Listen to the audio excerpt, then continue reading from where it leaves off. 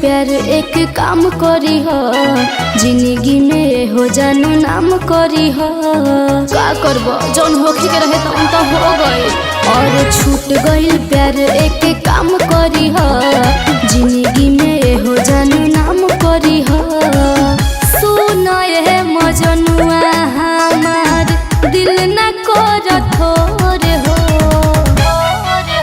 हर जहिया से छोड़ के तू गइलो ससुरवा, मनवा यही जाला गत नइखे मोर हो।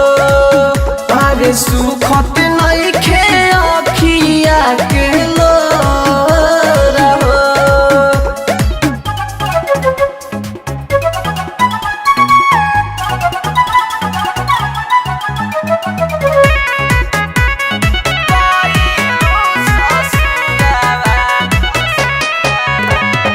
दिव्यांश स्टूडियो आरा।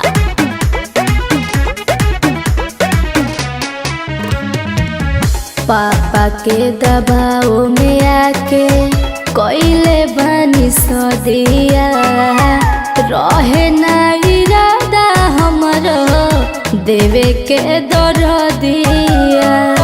बुझला प्यार के चक्कर में हम काला कइनी, लूट गइल दुनिया बर्बाद भइनी। कहतानी साच ढेर बनना बगडोर हो। हर जहिया से छोड़ के तू गइलो ससुरवा, मनवा यही जाला गत नइखे मोर हो। अरे सुखत नइखे अखिया से लोर हो। का करबो मजबूरी नु बा।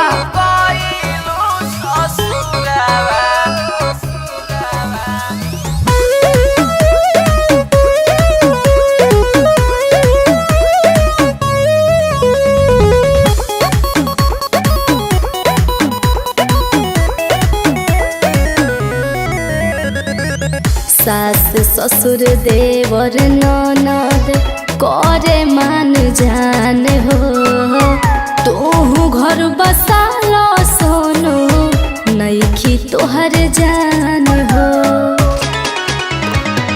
कुछ ना तू हमके बतैलू हो, पियावा के घरे चली गइलू हो। मंजी से पूछी हो हम ना बानी दिलवा चोर हो। हर जहिया से छोड़ के तू गइलू ससुरवा, मनवा यही जाला गत नइखे मोर हो। अरे सुखत नइखे अखिया से लोर हो। सुना चुप हो जा, आइम तो भेंट करे जरूर आइम।